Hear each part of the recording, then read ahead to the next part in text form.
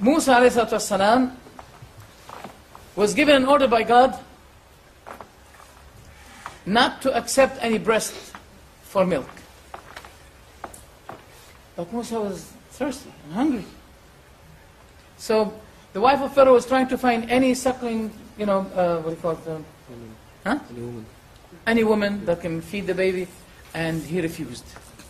Then, as the sister of Musa was chasing him, tracking him, tracing him, she said to the people, shall I guide you to Ahli Baytin yakfulunahu lakum? They will sponsor him for you.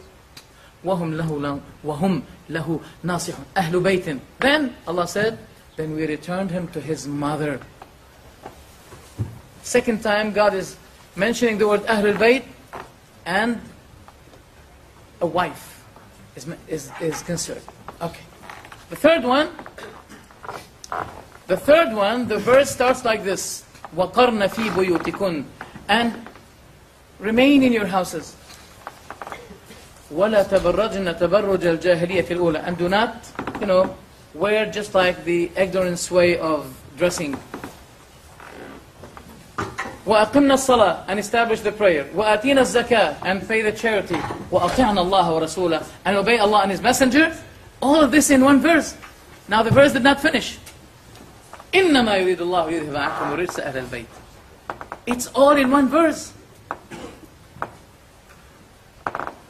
Therefore we believe that Aisha and Hussein are Ahlul Bayt. When the Shia mention the word Ahlul Bayt, they exclude the wives of the Prophet, and they include only the sons. But when we observe the word Ahlul Bayt, we include the wives of the Prophet and the sons of the Prophet. Both.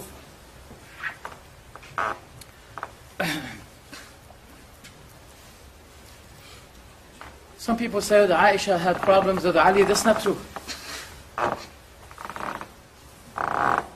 That's not true. There's no problem between Aisha and Ali. May Allah be pleased with both. Allah the Almighty says in the Quran, an-Nabawiyyah awla bil-mu'minina min anfusihim. The Prophet is closer to the believers than their own souls. وَأَزْوَاجُهُ أُمَّهَاتُهُمْ, and the wives of the prophets are the mothers of the believers. And this is the motherhood of honor. The motherhood of honor and dignity. Some Shia believe that the verse means by this that they're not allowed to marry someone after the Prophet's death. This is the meaning of the mothers of the believers.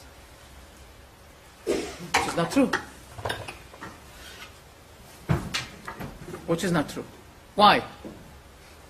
Because the Prophet, anyone who is not allowed for you to marry, does she become your mother? I mean, your sister, you're not allowed to marry your sister. Do you call your sister your mother because you're not allowed to marry her? It's not reasonable. It doesn't make sense. And many Shia scholars, they confessed that this is the motherhood of honor and dignity.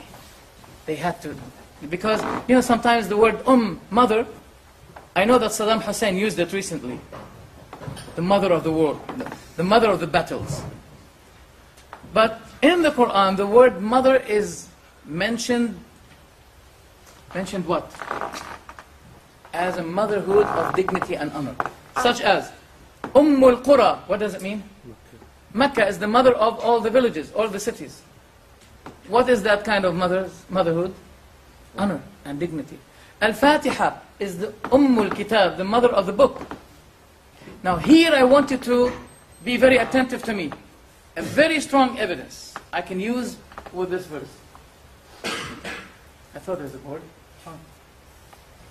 Can we use it? Doesn't matter. Be with me, please. The Prophet is closer to the believers than their own souls. The believers here, men and women, or only men? Huh? Both, thank you. Okay. وَأَزْوَاجُهُ أُمَّهَاتُهُمْ, and the wives of the prophets are the mothers of the believers. Men and women, or only men? Allahu Akbar. Very clear. Because they say it means the men only. How come? We are still in the context. The verse says that the Prophet is closer to the believers, that means men and women, than their own souls. And the verse did not finish. وَأَزْوَاجُهُ, and his wives, أُمَّهَاتُهُم, their mothers. The wives of the prophets are their mothers. So their mothers, the mothers of who? So the subject of the potential marriage may take place, or the prohibition of marriage to take place between, that has nothing to do with it. And it's out of the context. God was not talking about whom you're allowed to marry and whom you're not allowed to marry. The subject is not about that. The context is about the honor and the dignity. And this is very important for you to use as a big evidence against those who may say anything wrong against Aisha radiallahu anha. If someone speaks against your wife and slander your wife, you won't be accepting it. You won't like it, because it will be a slandering to yourself. And we hold this, that this is against the Prophet Muhammad ﷺ when someone slanders his wives. How much time we still have? How much time we still have? 20 minutes. What about questions and answers? Questions and answers? Okay. For the time being, please, if you have any question, prepare your question, whether you write it or you put it in your mind. Please. Because I want you to have the chance to ask any question. And the question that should be asked in a very civilized way.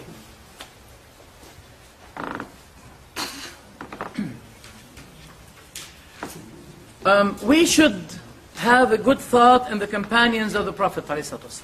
Good thought, ihsan al-dhan. Is that what it is? Right? Good thought.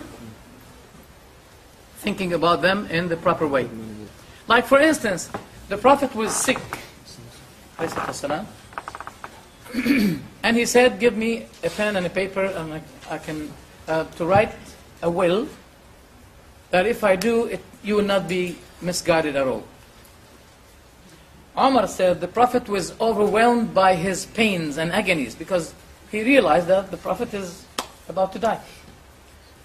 And the book of Allah is sufficient for us. Some people say, see here, Umar said the book is sufficient for us. Where's the Sunnah?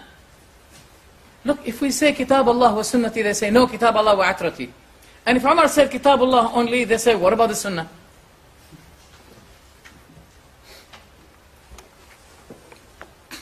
Should we be saying, for example, Umar was conspiring against the Prophet? Or should we say that Umar was really very much concerned about the Prophet's physical being? If you say the first one, conspiring against the Prophet, we say, but what Ali's attitude towards Umar doesn't make us believe so, because he called his son Umar, and his son Umar died with al-Hussein in Karbala, by the way. And the books of the Shia confessed it. And he gave him his daughter, Kulthum. And he gave him bay'ah. A pledge, bay'ah, you know the meaning of bay'ah, that I obey you, you are my leader. 3 things. It compels us to think in Umar the best way. Since Ali did it, are you better than him?